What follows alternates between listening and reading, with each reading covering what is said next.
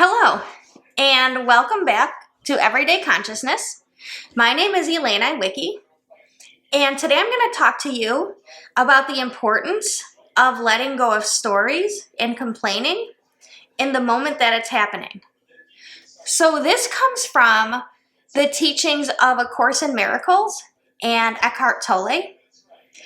And so basically, when you meditate, if you do certain mindfulness meditations, there are some that ask you to label your thoughts. And as you label your thoughts, you start to realize that you have very similar thoughts and they just go in loops. And none of them are important. And I think that's the point. So you can realize that your thoughts are not important and you don't have to stop and think about every single one. In fact, it would be wisest to just ignore these thoughts because they're just things that are happening. It's the ego running in the background.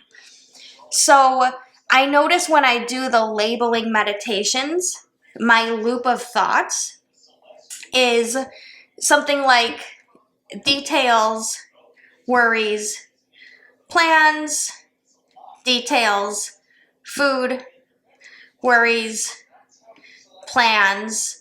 And it's just these types of things going over and over.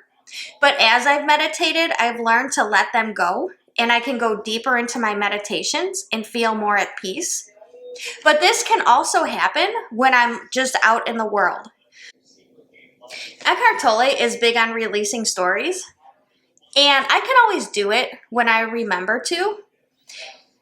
So in any experience, if you don't like what's happening, typically you'll just start complaining in your mind. You'll start adding your judgments, your perceptions, labels, thoughts, and all of this type of thinking. And what it does is it lowers your mood.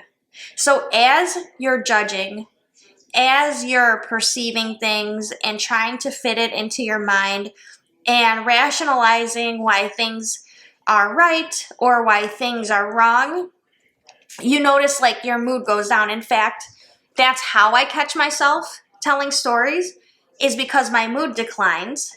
And then I realize, oh, I'm just creating a story about this right now.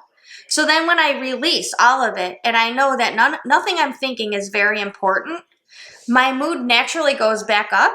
And I feel pretty neutral. I feel happy most of the time. And so that's what storytelling does. And I'll give you an example.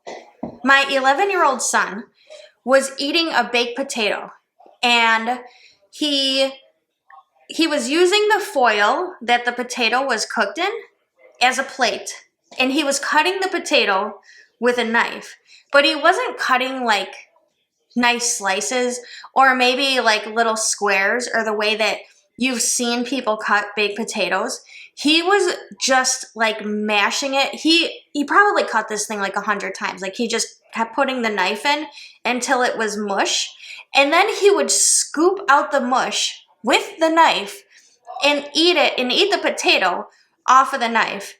And then I looked at his potato. It was so hard for me to even be around it. And I looked at his potato and I saw that the foil, like little pieces, were in the potato. And so basically, and then I threw the potato away very, very quickly, very abruptly. But so in my mind, I was telling myself a story.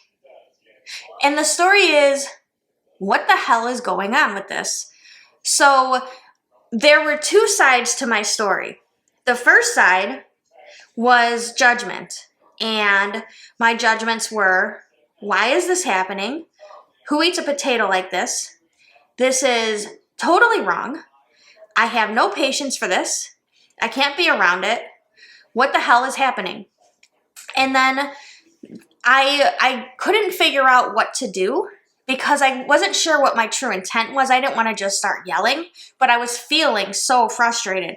So I was trying to really nail down my intent, and I was asking myself things like, why is this important? Who is this hurting? does this kid need to be nitpicked right now? What is it with me and somebody else eating a baked potato? So, and they weren't nicely separated, right? It was like one and then the other and then one and then the other. So I was feeling so frustrated. And then I realized, so what's going on, right, outside of my thoughts is we're three people eating dinner. Like, there's nothing actually happening. So I decided just to drop the story. And I let it go. And my mood naturally rose back up. And I realized I'm just with my family. And we're just eating dinner. And everyone's in a pretty good mood. So until I saw the foil. When I saw the foil, because of the story, the portion of the story that I've already been telling myself, because of the judgments I was making, I was so abrupt in throwing the potato out. But because I got my mood elevated to where it naturally was, I was able to catch myself 2 seconds later and act calmly and kindly and intuitively in my interactions with him. So I didn't create a scene or a fight or an argument, which could have happened if I would have sat there that whole entire time just telling myself the story about the baked potato. That's the difference, right? The difference between telling yourself a story and letting things go is the difference between acting in a way that could be too much or possibly even aggressive to being peaceful and calm and doing what's right in the moment. And I can do this pretty easily with things outside of myself. Like, to be honest, what do I care about a kid and a baked potato? Like, they're nothing. It means nothing to me. And but it's much harder to do with like my own anxiety, especially anxiety, because anxiety is naturally sort of a fear. Like, sadness is easier, anger is really easy, but anxiety is very hard because it's uncontrolled and it changes my blood pressure and it changes my heart rate and it changes my mood and I can't just look away from it, and I feel like I need to regain control, and then I have no ability to. So things can get worse, right? It can get worse.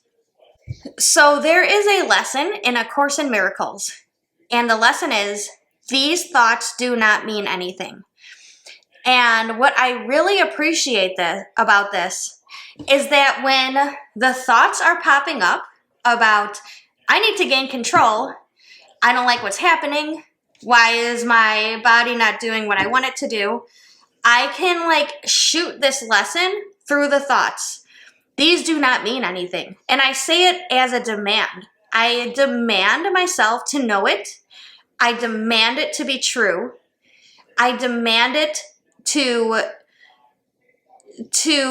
bring me to the truth and to the light of what's going on is nothing. These don't mean anything. Nothing is happening. This is just my circle of thoughts, the ones I love so much, the worries, the plans, the details. It's just what it is. So as I shoot this through, these thoughts don't mean anything. It disappears.